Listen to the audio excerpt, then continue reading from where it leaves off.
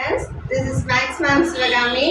இன்னைக்கு நம்ம எக்ஸாம்பிள் 2.17 பார்க்க போறோம். காம்ப்ளெக்ஸ் நம்பர்ல ஸ்கொயர் ரூட் கண்டுபிடிக்கிறது எப்படிங்கிறது தான் அந்த சம்ம. இப்போ காம்ப்ளெக்ஸ் நம்பர்னா நமக்கு வந்து a plus ibன்னு இருக்கும், இல்லாட்டா a minus ibன்னு இருக்கும். இப்போ இந்த சம்ல வந்து 6 minus 8ன்றதுனால நம்ம ரூட் ஆஃப் a minus ibன்னு எடுத்துக்கிட்டோம். இப்போ அதோட ஃபார்முலா வந்து root of modulus of z plus a by 2 minus இது மைனஸ் இருக்கிறதுனால மைனஸ் வரும், இங்கே ப்ளஸ் வந்தால் இங்கே ப்ளஸ் வரும். அதுதான் ரூலு. நீங்கள் போட்டு ரொம்ப குழப்பிக்க வேண்டாம்.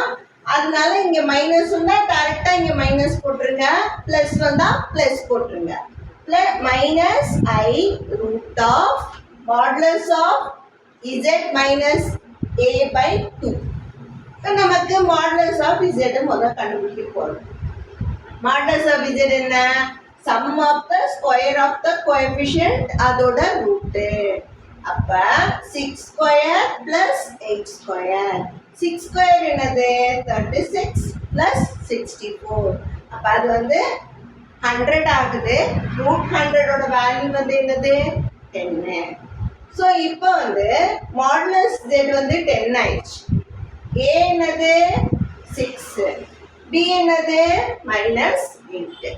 ஸோ அப்படியே எக்ஸாக்டாக நம்ம ஃபார்முலாவில் அப்ளை பண்ண போகிறோம். இப்போ root of modulus of z 10 plus 6 by 2 minus I root of modulus of z minus 6 by 2. இப்போ இது 10 ப்ளஸ் 6 16 பை 2, 10 மைனஸ் 6 4 பை 2ன்னு வந்துடுச்சு.